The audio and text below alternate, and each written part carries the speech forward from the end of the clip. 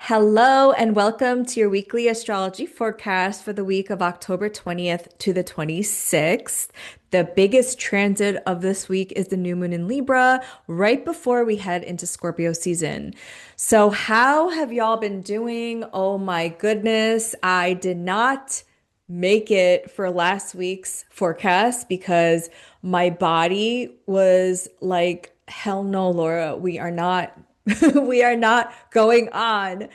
I came back from my trip from Scotland and I was dealing with jet lag, but I had pushed myself too much because I was starting to teach my astrology, my astrology 101 course on October 6th. So I was like trying to create the curriculum and slides for that. And my body just completely burnt out by the end of that week. And I couldn't even get out of bed. Like it was, nothing was happening. So I wanted to push myself, but I thought that was not a good idea. So that is why last week there was no weekly astrology forecast. My apologies to my Patreon members. I know I have a fiduciary obligation to y'all, but I just could not do it. Like there was no getting out of bed. It was just not happening.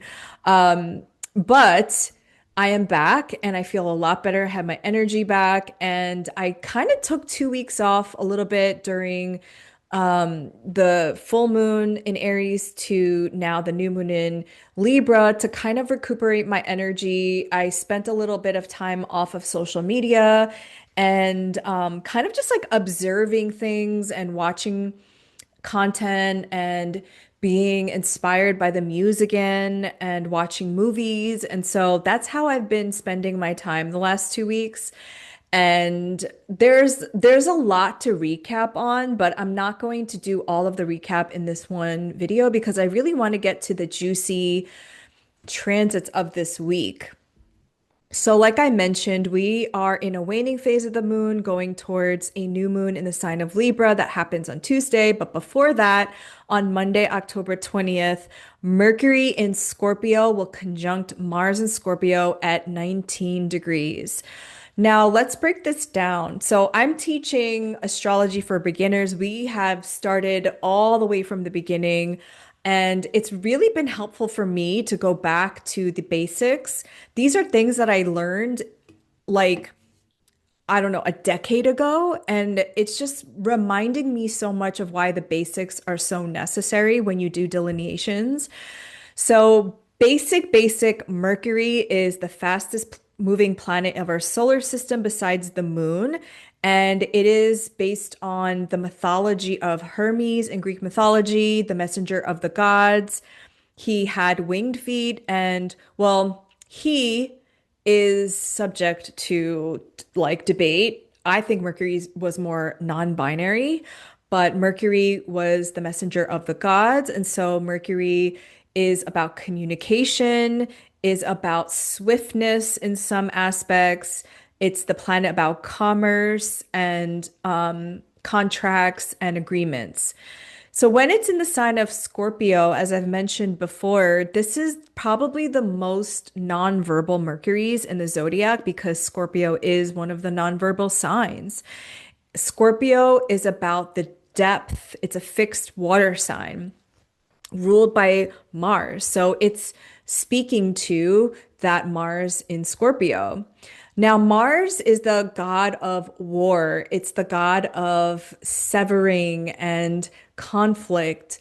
So when Mercury comes together in a conjunction, and a conjunction just means that they come together in the sky and in alignment, this actually starts a new synodic cycle between Mercury and Mars. So it's almost like a seeding moment, right?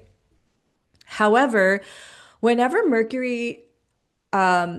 whenever Mars is involved in a conjunction, there could be some ending or severing or some conflict that is involved with the other planet involved as well. So, right away, today is October 19th.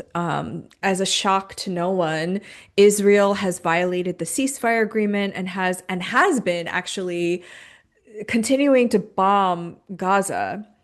So this, I think, is a signification of Mercury in Scorpio conjunct Mars in Scorpio. It's like we're going to break a ceasefire agreement and we're going to, yeah, like break that agreement, break that contract. Another signification of Mercury conjunct Mars is doing something in secret, because, like I said, Mars in the sign of Scorpio, I think I said this like two forecasts ago, is a very stealth, calculated planet in its domicile, and it kind of moves stealthily in the water, and it doesn't necessarily announce what it's doing. And Mercury again being the planet of communication. And I think that's a good thing. I don't think all things should be announced. I think there is something to be said about when you say something out loud in the wrong hands or in the wrong audience, people can project their own fears or their own judgment onto the things. So sometimes it's good to keep things close to the chest and not say everything, not share everything. And I think that's a very Scorpio thing, is kind of to move in silence and just do.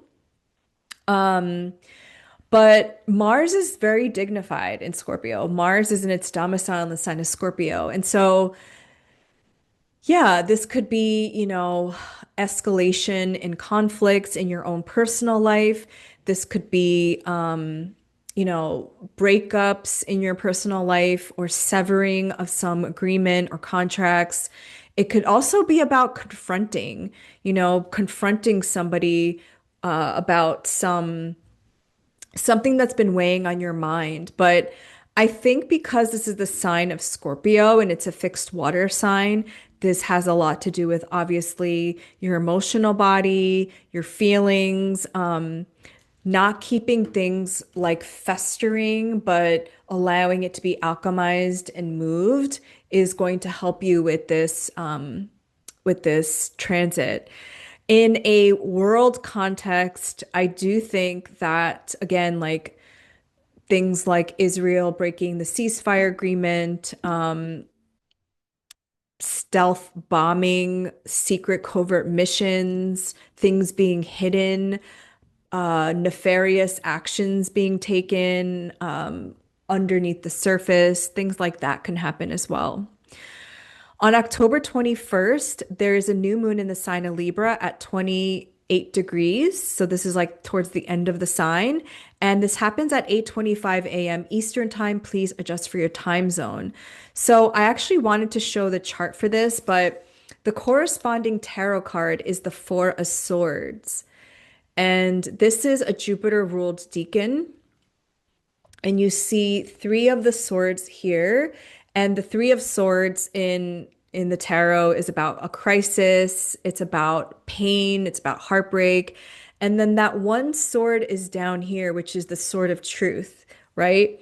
And so this card is about pulling back your energy, it's about rest, it's about compromise, it's about retreating perhaps, and kind of putting down your guard. I mean, I felt in the last 2 weeks that I had to kind of slow down because I was like, trying to push my astrology course. I was trying to push out content. I was trying to, do all these things. And at a certain point when my body got sick, I said, Laura, like, you got to stop. You got to like listen to your body. You have to stop overriding your body and start taking care of your health.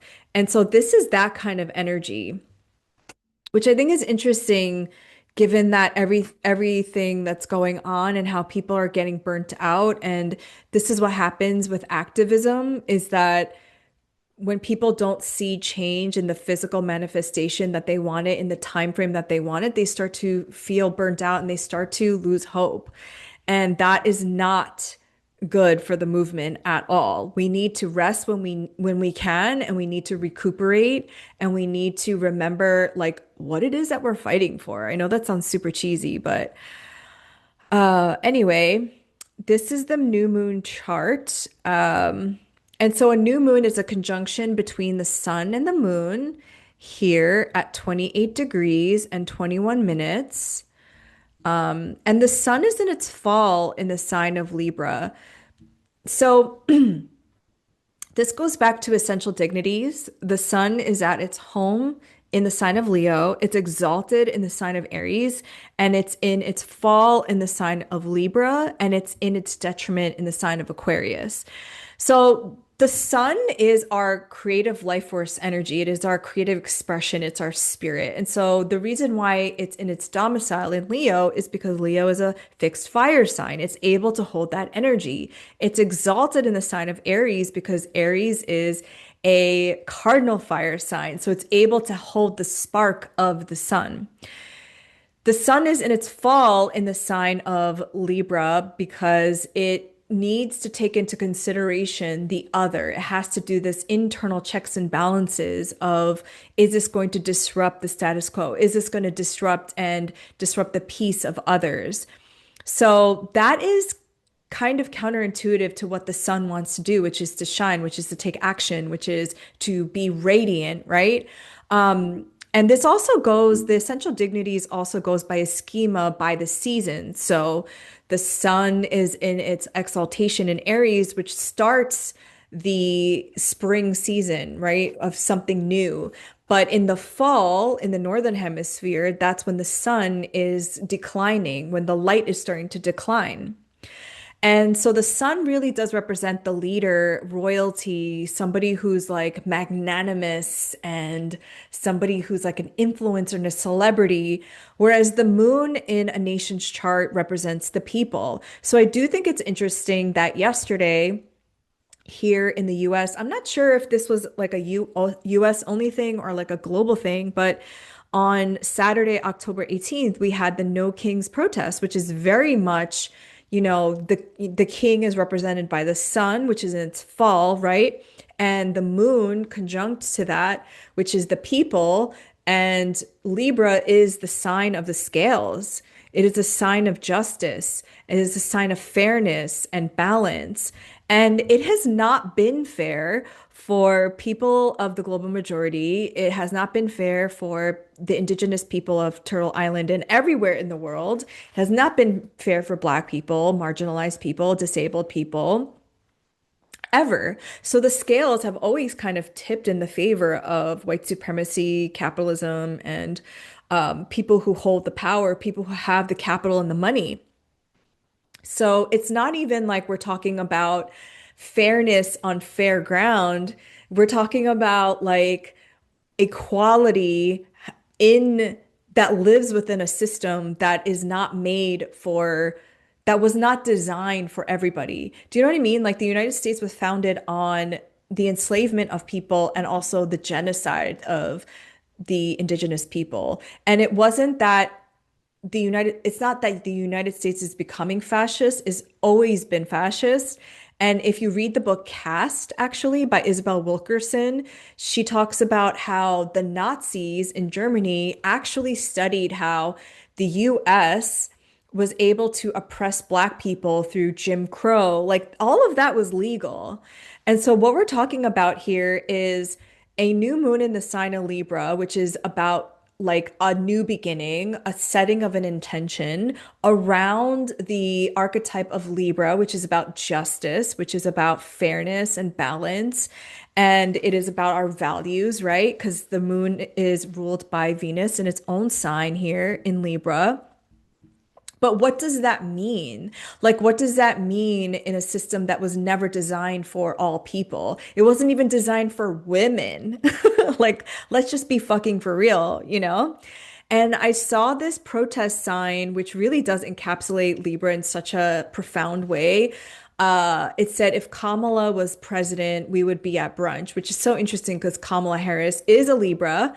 And what that sign really told me without like the depth of it explained to me is yes, I'm here on a Saturday at a No Kings protest, which is in solidarity with being anti-fascist. However, if we had just voted for Kamala Harris, we could all be at brunch, which means to me, like what that means to me is we can go back to a time when we were not having to see black and brown people being unalived on our phones, where I didn't feel so uncomfortable for the fact that like now I have to do something. Now I have to like have skin in this game. So I want to go back to that timeline. Like to me, that's very Libra, right? Because it's like Libra with the scales, Libra also being about like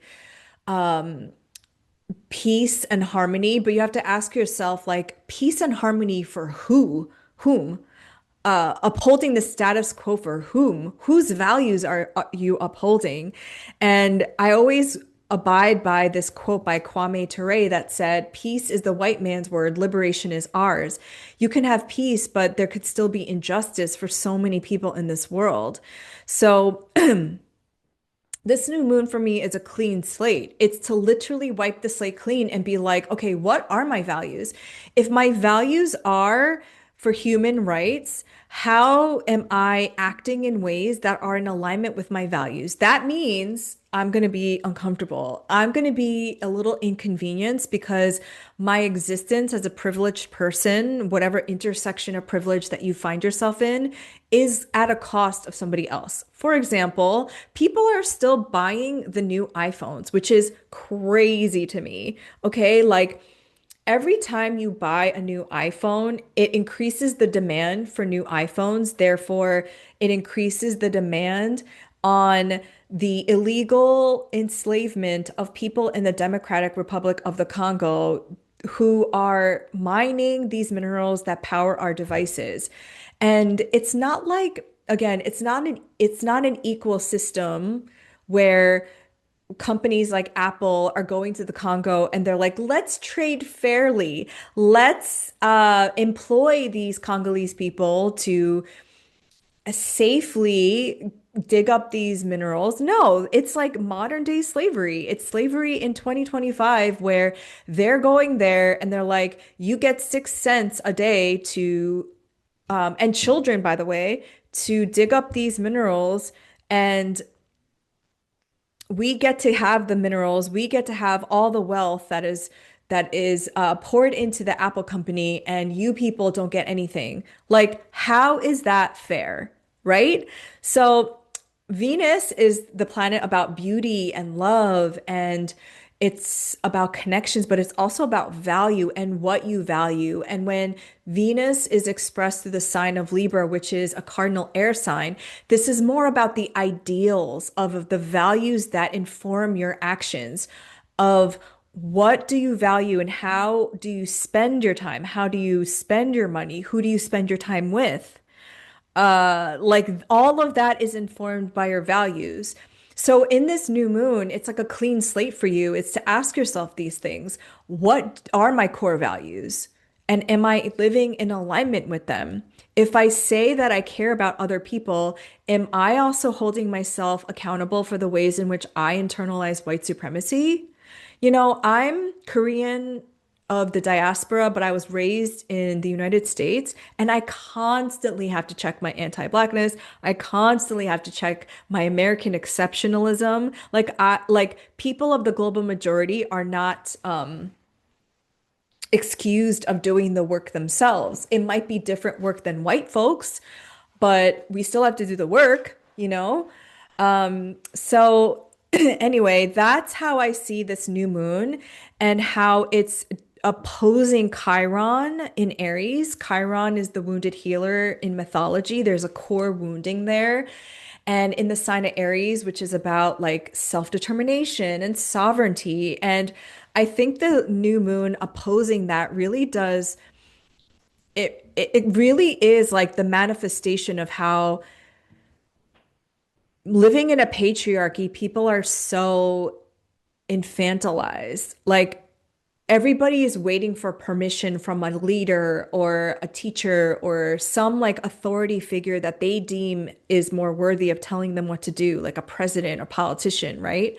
But the core wounding around that is that we all were like, if you lived in the United States, if you were raised going through the school system, we were all programmed to be obedient. We were all told to sit still, memorize some like fake ass shit, like fake ass history, and just say, yes, ma'am, yes, sir, right? When in reality, to disrupt the system, you need to be disobedient, you need to be disruptive, you need to make it uncomfortable for people who are racist, who are like upholding a status quo that is just like old and musty, dusty, crusty. You know what I mean?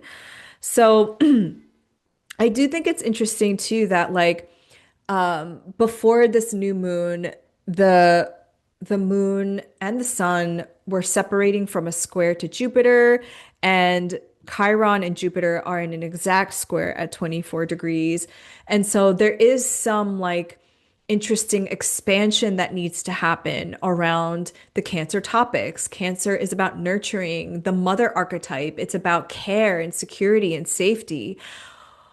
Whose whose safety and security are we centering? You know, like Jupiter in Cancer can also be about nationalism, about the increase of fascism that we are currently seeing, right? But on the flip side, we could use that energy of Jupiter as it's expanding our potentiality for care and for centering the most marginalized people in our advocacy work, in our intentions for the collective liberation that we are all dreaming around, you know? And another thing about Venus is this idea about reciprocity. It's like every action has an equal and opposite reaction. I think that that is more of a Saturn thing, you know? But Venus being the planet about like attraction and reciprocity and giving and receiving, I do think that every action, again, like whatever we spend our time doing, what we focus on, the money that we spend our like where we spend our money, like what corporations, what companies, on what kind of people, right? I have completely, uh, I've tried to completely BDS my life, boycott and divest from corporations that are tied to Israel, that are not like Starbucks. People think that the BDS thing started with Starbucks having ties to Israel. No, that started way before that. It was because Starbucks wouldn't let their employees unionize. It was like also that one story where the two black men were sitting in a Starbucks and they like kicked them out because they were just sitting there. It's like stuff like that. What are your values? There is no way that I would put any one of my doll hairs into Starbucks, which is like not even a mediocre coffee brand. It is bitter and disgusting at best. And the fact that they do not treat their employees right, they are investing in Israel and they are racist towards like marginalized people. No, no. So if there's any question around what you should be doing, or like if you're confused about what I should be doing, your money is the biggest impact that you can make. Like how you spend your money, who and what you spend your money on, there's a ripple effect there. Personally, on a personal level, this is relational. This is about your relationships. You know, you can do an audit. Like, are these people in alignment with my values? Do I want to invest more time and energy with these people? Do these people have my back? Can I be honest with these people? These are all questions that you can ask yourself. And to be honest, the antidote to fascism, the antidote to oppressive systems is community. So the first thing you can do is cultivate your relationship with self first and with others. Okay, moving right along, on the same day as the new moon, Mercury will be officially in its pre-shadow at 20 degrees of Scorpio. So now is the day that you can start tracking your Mercury story. Now, Mercury retrogrades November 9th between the signs of Sagittarius and Scorpio. So your Mercury retrograde will cover two house topics. So you could start like journaling now and what comes up. Again, Mercury rules things like communication and contracts and announcements and messages. And you can see where you have your Scorpio and your Sagittarius house, which are next to each other, and see like what those house topics what Mercury is trying to get you to review in those house topics. On October 22nd, Neptune will retrograde back into the sign of Pisces. And you want to think back to March 30th when Neptune first ingressed into the sign of Aries. And on the same day, the sun enters Scorpio season. So after this point, we're really in like the thick of water season. Okay. And with Neptune going into Pisces, so Saturn entered Pisces September 1st. Now Neptune is following, and then Uranus is going back into Taurus, I think in November. And so we're going to be back in the astrology of earlier this year, where all of these outer planets were finishing up their transit in their more feminine signs, right? Earth and water. And so from October to the rest of 2025, like October to December, this is a time of recalibration, review. It's kind of like asking you like how you feel about things. Is this the direction that you want to go in? And you would have had like a little preview of what the outer planets in their more masculine signs would have like been about, right? So Saturn in Aries, Neptune in Aries, Uranus in Gemini. And Pluto has been in Aquarius since November 19th, 2024. And so the masculine signs, the masculine elements are air and fire, which is more about taking action, right? Doing the damn thing. When the planets are in the feminine signs of earth and water, this is about stability and groundedness and about trying to conserve something. So the rest of 2025 is really like taking a glimpse at like I would say the astrology from March to now, even November, like the summer section of the year, and being like, okay, what are some things that I've launched? What are some things that I took action on? And is this something that I'm interested in continuing? Is this something that I want to keep going at? Or maybe like I need to pivot and try something different. So for everybody, it's going to be different, right? Because we have these transits in different areas of our life.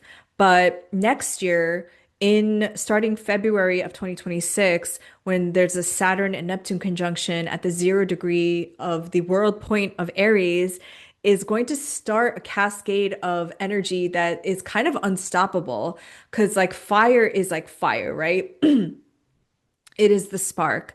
So this is kind of like the rest period, right? The Four of Swords. This is kind of like the retreat moment before, again, the energy needs to be more outward, starting in the spring.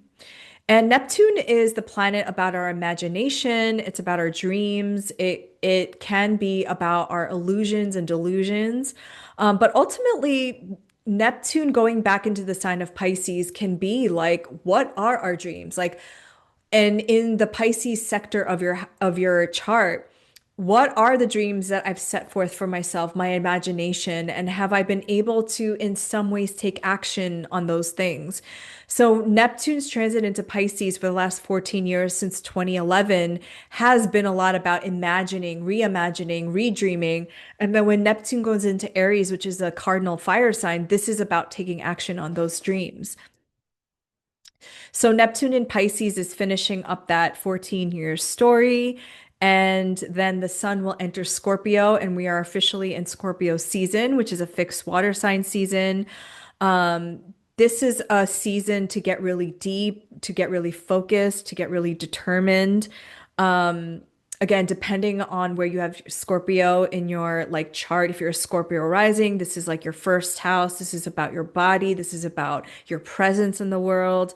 I'm a Sag rising, so Scorpio is my 12th house. This is a time for me to retreat and a time for me to be more intentionally resting and recouping my energy. And if you want to know what this means for your individual rising sign, you can sign up for the North Node tier on my Patreon because I do monthly horoscopes for each sign. Subtle, not subtle plug there. And yeah, I don't know. Let me know in the comment section how y'all deal with water season because the water seasons for me are just like womp womp. This is usually when I go to the Korean spa and I get a Korean scrub. This is usually when I take a lot of baths and I'm just more intentional with my energy. But who knows? Like some of y'all water signs might be thriving during this season, you know? On October 24th, the sun in Scorpio will square Pluto in Aquarius at 1 degree. Okay, this is a difficult transit. Sun square Pluto can bring up some old wounds, old traumas. This could bring up some power dynamics or struggles. Again, look at your Scorpio, the Scorpio real estate of your chart and the Aquarius real estate of your chart because they're coming into a 90-degree angle, which is the nature of Mars. It's a conflict angle. This is also a good day to use this energy to confront somebody that has been kind of bullying you or there has been an unequal power dynamic and to stand up for yourself. This is a great transit to take your power back and be like, not today, Satan. But yeah, just be more gentle with yourself on this day because you want to look at if you have fixed placements in and around 0 to like 3 degrees, because this is happening at 1 degree. So this is the beginning of the sign. And the fixed signs are Taurus, Leo, Scorpio, and Aquarius. And yeah, you could just be a little more sensitive on this day. Some trauma could come up, or like old wounding, or like a trigger that you might have. And we all have those, right? No matter how much healing you think you've done, the one thing that your parent says about you, you're just like spiraling out of control all over again. And that's an opportunity for you to really look at that, you know, like why does that still bother you? For the longest time, and I've shared this many times on this channel, it would bother me so much that my parents didn't take what I do seriously, that I love astrology, that I love like mysticism and spirituality, and I love like combining that with history and just other different like things. And they just wouldn't take it seriously. They think I should settle down and get a real job. And it would really, really trigger me until I realized that there was still something living within me that felt insecure about it myself, that I didn't see the value in what I'm doing that is different than what my parents expect me to do.